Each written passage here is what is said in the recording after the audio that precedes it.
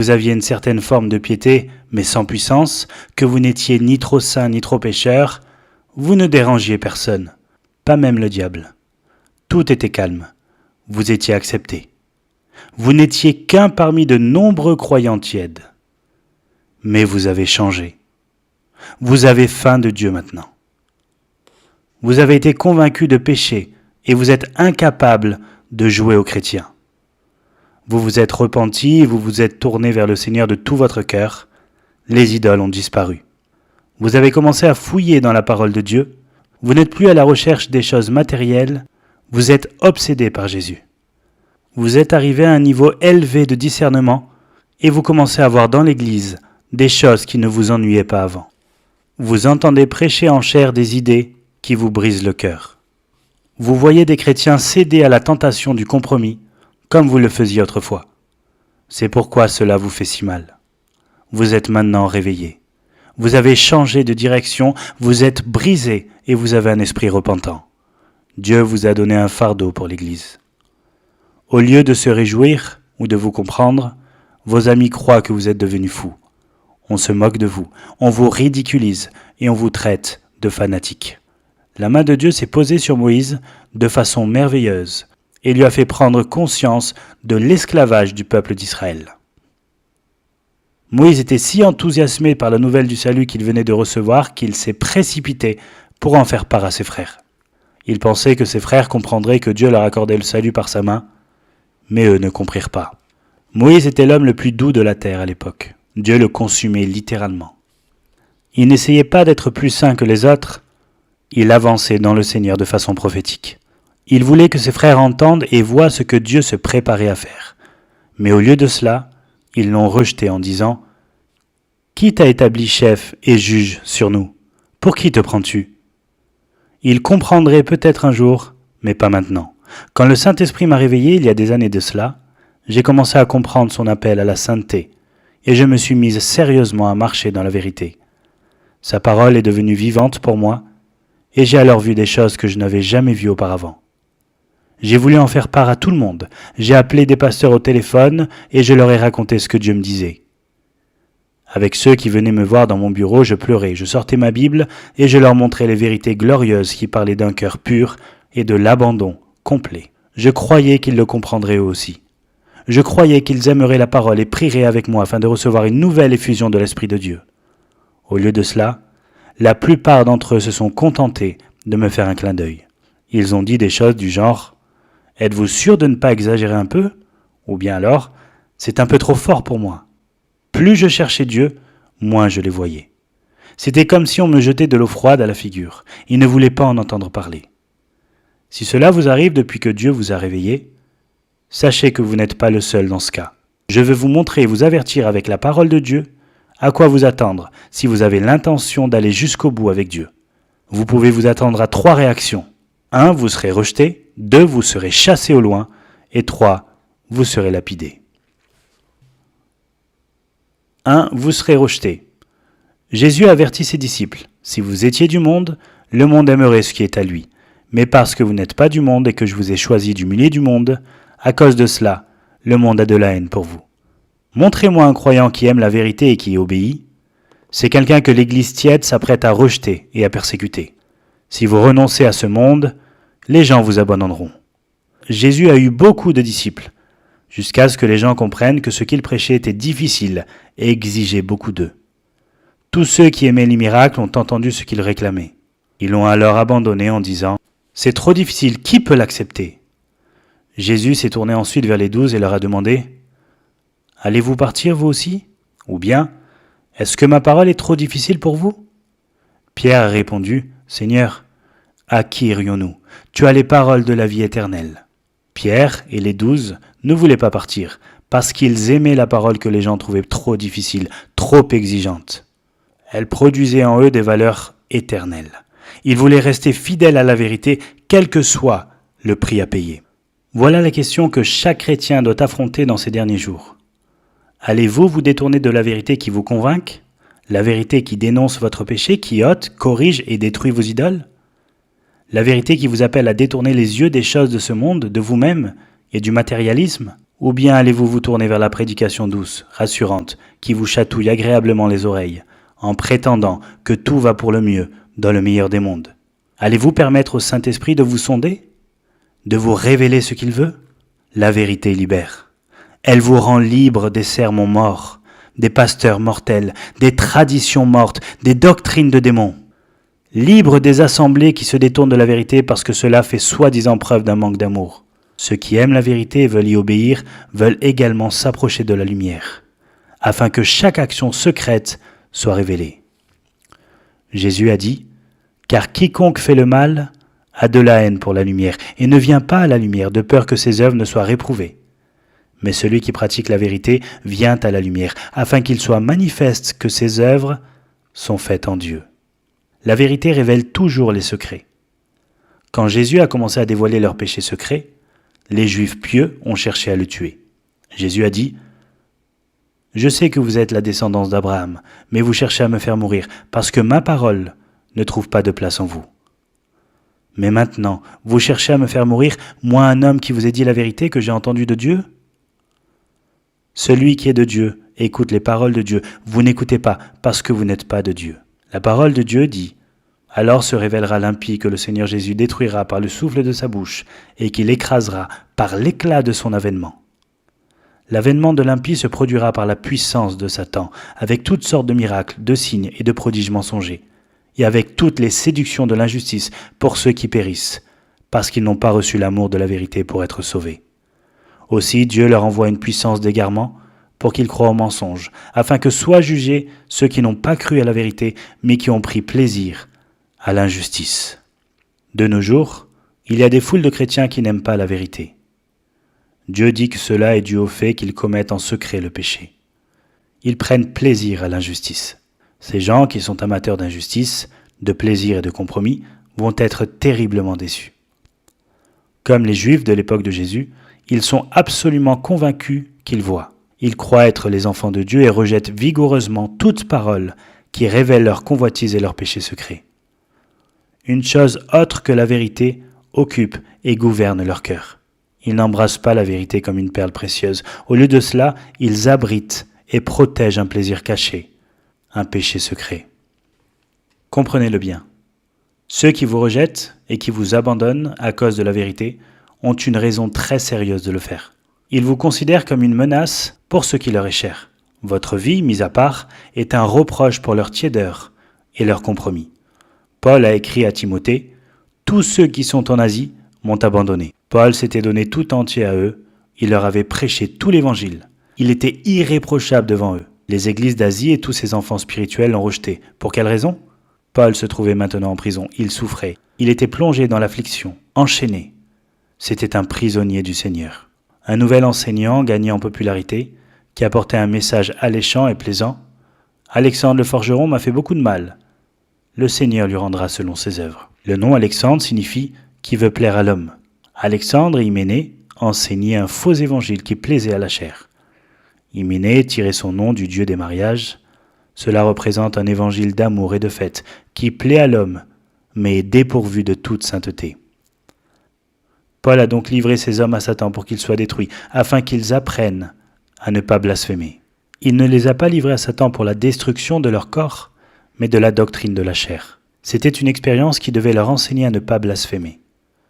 Comment auraient-ils pu apprendre s'ils étaient morts? Ces doctrines niaient l'existence de toute souffrance et de toute difficulté. Paul a dit qu'il réduisait à néant la véritable foi en excusant le péché. Ils n'avaient pas une conscience pure. Ils ont détruit la foi par leurs enseignements qui cherchaient à plaire aux hommes. Ils ont rejeté Paul à cause de ce qu'ils considéraient comme une perte de liberté. Ils l'ont pris pour un manque de foi. Pour eux, c'était le diable qui retenait Paul prisonnier. Si Paul est si saint, disait-il, et qu'il prêche que Dieu est tout-puissant, pour quelle raison souffre-t-il? Ils avaient honte de ces liens. De nos jours, il y a aussi des chrétiens qui vont vous rejeter, qui auront honte de vous, parce que vous traversez une épreuve, une tribulation ou une maladie. Deuxièmement, ils vous chasseront. Jésus a donné cet avertissement. Ils vous excluront des synagogues, et même, l'heure vient où quiconque vous fera mourir pensera offrir un culte à Dieu. Jésus disait en effet, « Je vous ai parlé ainsi pour que vous ne soyez pas scandalisés. Ne soyez pas surpris quand l'église tiède vous chassera, parce qu'ils ne connaissent ni moi, ni mon Père. » Jésus a guéri un homme qui était né aveugle. On l'a amené à l'église pour que les pharisiens l'interrogent. Ses yeux ont été guéris et il a pu voir. Il a dit « Je sais une chose, c'est que j'étais aveugle et que maintenant je vois. » Se sont-ils réjouis parce que cet homme avait retrouvé la vue? Non.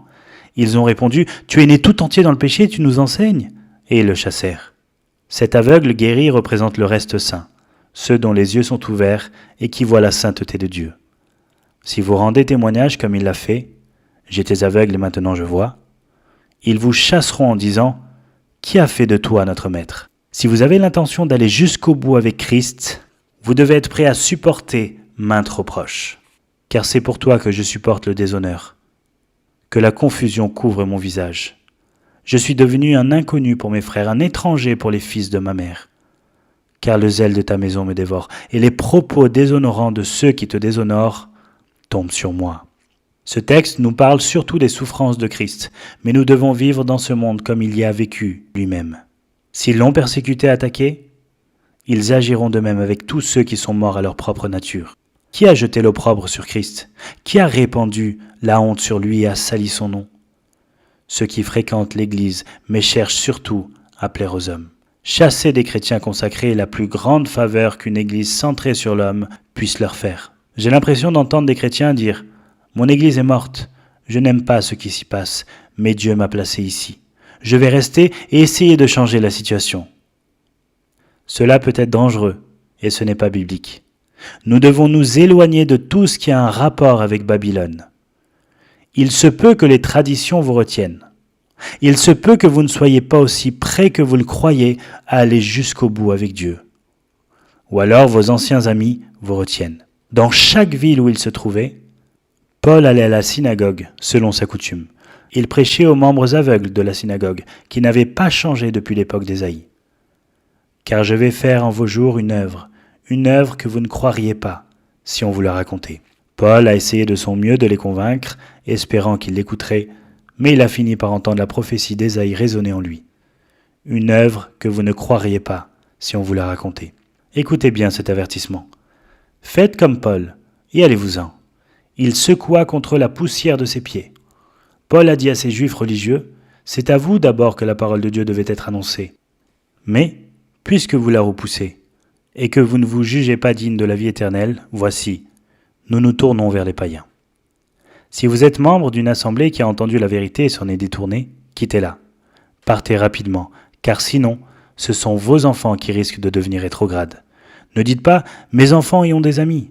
Ils peuvent aussi grandir sans conviction de péché à cause du manque de puissance de cette Église ou parce que Dieu en est absent. Vous n'allez pas changer quoi que ce soit en restant, mais il se peut au contraire que ce soit l'atmosphère qui vous change. Comment la lumière peut-elle fraterniser avec l'obscurité? C'est pourquoi sortez du milieu d'eux et séparez-vous, dit le Seigneur, et moi, je vous accueillerai. Troisièmement, vous serez lapidés. La majorité va vous lapider. Ils lapidèrent Étienne, qui priait et disait « Seigneur Jésus, reçois mon esprit ». Qui a lapidé Étienne? L'organisation religieuse la plus prestigieuse de l'époque. Ils l'emmenèrent au Sanhédrin.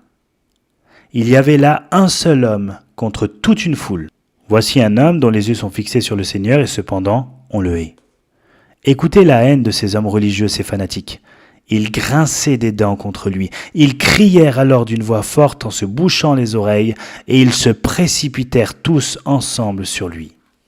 Qu'y avait-il chez cet homme juste qui a pu exciter à ce point la colère de ces hommes religieux? Il prêchait une vérité qui leur transperçait le cœur. Hommes au cou raide, incirconcis de cœur et d'oreille, vous vous opposez toujours au Saint-Esprit, vous comme vos pères. Vous qui avez reçu la loi sur l'ordre des anges et qui ne l'avez pas gardée, il était forcé de prêcher la vérité. Leur cœur s'accrochait encore au monde car ils étaient prisonniers de la convoitise. Ils connaissaient la loi de Dieu mais refusaient d'y obéir. Ce faisant, ils crucifiaient le Christ. L'épée à double tranchant de la vérité avait coupé jusqu'au plus profond de leur cœur, mais c'est son témoignage sur les cieux ouverts qui les a fait exploser de colère. Mais Étienne, rempli d'Esprit Saint, fixa les regards vers le ciel et vit la gloire de Dieu, et Jésus debout à la droite de Dieu. Il dit « Voici, je vois les cieux ouverts et le Fils de l'homme debout à la droite de Dieu. » Ils crièrent alors d'une voix forte en se bouchant les oreilles, et ils se précipitèrent tous ensemble sur lui, le chassèrent hors de la ville et le lapidèrent. Les témoins avaient déposé leurs vêtements aux pieds d'un jeune homme, nommé Saul. Étienne a révélé toute l'ambiguïté de leur attitude. Et en ces jours-là, ils firent un veau. Ils apportèrent un sacrifice à l'idole et se réjouirent des œuvres de leurs mains. Alors Dieu se détourna et les livra au culte de l'armée du ciel, selon qu'il est écrit dans le livre des prophètes. M'avez-vous offert des victimes et des sacrifices pendant 40 ans au désert, maison d'Israël? Vous avez porté la tente de Moloch et l'étoile du dieu Ronfa. Ces figures que vous avez faites pour les adorer, aussi je vous déporterai au-delà de Babylone. En cette ère de la grâce, si vous regardez une femme avec convoitise, vous avez commis l'adultère aux yeux de Dieu. Si vous haïssez, vous êtes meurtrier. Si on vous lance des insultes parce que vous allez jusqu'au bout avec Dieu, on est en train de vous lapider. Les lèvres de l'insensé se mêlent aux disputes, et sa bouche appelle les coups. La bouche de l'insensé cause sa ruine. Les paroles du rapporteur sont comme des friandises, elles descendent jusqu'au fond des entrailles. Ils, les méchants, aiguisent leur langue comme une épée, ils lancent leurs flèches, des paroles acerbes. Jésus a enseigné la parabole du vigneron qui a demandé qu'on lui envoie les fruits de sa vigne. Il a envoyé ses serviteurs les chercher. Les vignerons prirent ses serviteurs, frappèrent l'un, tuèrent l'autre et lapidèrent le troisième. Il en est de même de nos jours. Dieu a envoyé ses saints prophètes pour rassembler le fruit de sa vigne. Au lieu de cela, il y a des luttes verbales, des meurtres engendrés par la haine, et des mots blessants qui sont des instruments de lapidation. Nous avons aujourd'hui une association Étienne, dont chaque membre peut dire « Je vois les cieux ouverts ». C'est cette vision claire de Jésus qui excite la colère de ceux dont le cœur n'est pas circoncis. Les Israélites ont essayé de lapider Josué et Caleb parce que ces deux hommes les appelaient à aller jusqu'au bout avec Dieu. 10 espions ont découragé le peuple de Dieu en disant « Nous ne pouvons pas aller jusqu'au bout, il y a trop de géants, les murailles sont trop élevées. » Caleb fit taire le peuple, qui murmurait contre Moïse. Il dit « Montons, et nous prendrons possession du pays, car nous en serons vainqueurs. » Ils ont répondu « Donne-nous un chef et retournons en Égypte. » Et parmi ceux qui avaient exploré le pays, Josué, fils de Nun, et Caleb, fils de Yéphuné, déchirèrent leurs vêtements et parlèrent ainsi à toute la communauté des Israélites. Le pays que nous avons parcouru pour l'explorer est un pays très très bon. Si l'Éternel nous est favorable, il nous fera entrer dans ce pays et nous le donnera. C'est un pays découlant de lait et de miel. Seulement, ne soyez pas rebelles contre l'Éternel et ne craignez pas les gens de ce pays, car ils nous serviront de pâture. Ils n'ont plus d'ombrage pour les couvrir. L'Éternel est avec nous, ne les craignez pas. Toute la communauté parlait de les lapider lorsque la gloire de l'Éternel apparut sur la tente de la rencontre, devant tous les Israélites. Dans cette histoire, je ne m'intéresse pas particulièrement à Josué ou à Caleb, car Dieu était avec eux. Je m'intéresse plutôt au peuple de Dieu qui grinçait des dents et ramassait des pierres. Pourquoi un appel à l'obéissance a-t-il provoqué une telle réaction chez ces gens-là ? Je suis convaincu que dès l'instant où le cœur est prisonnier d'une idole ou de la convoitise, l'incrédulité s'installe. Le compromis et l'incrédulité marchent la main dans la main. Dès cet instant-là, toute prédication contre le compromis irrite et ces gens finissent par lutter contre Dieu, tout en confessant son nom. Comment doivent réagir les justes quand ils sont rejetés, chassés ou lapidés ?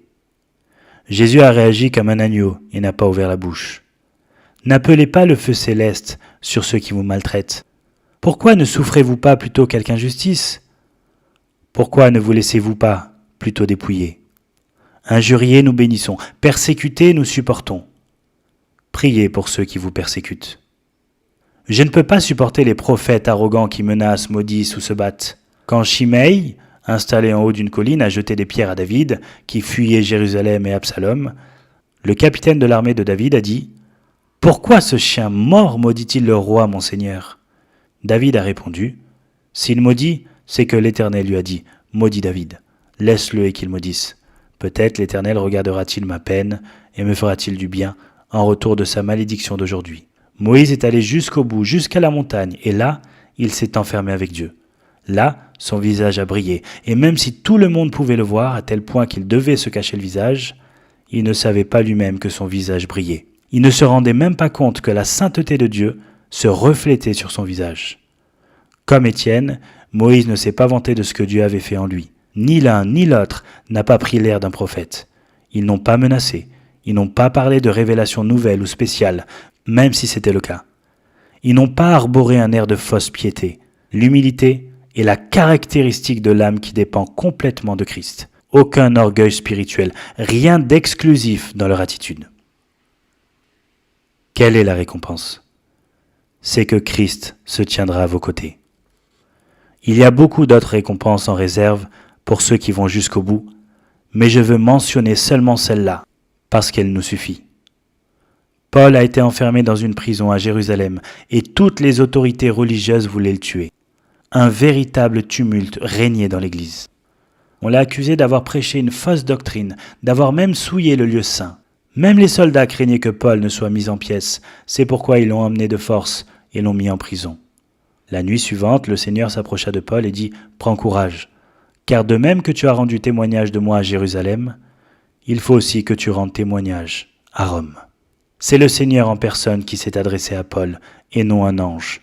Quelle parole d'encouragement il lui a adressée. Réjouis-toi, ce n'est pas fini. Vous pouvez affronter n'importe qui et n'importe quoi, si vous savez que le Seigneur est avec vous.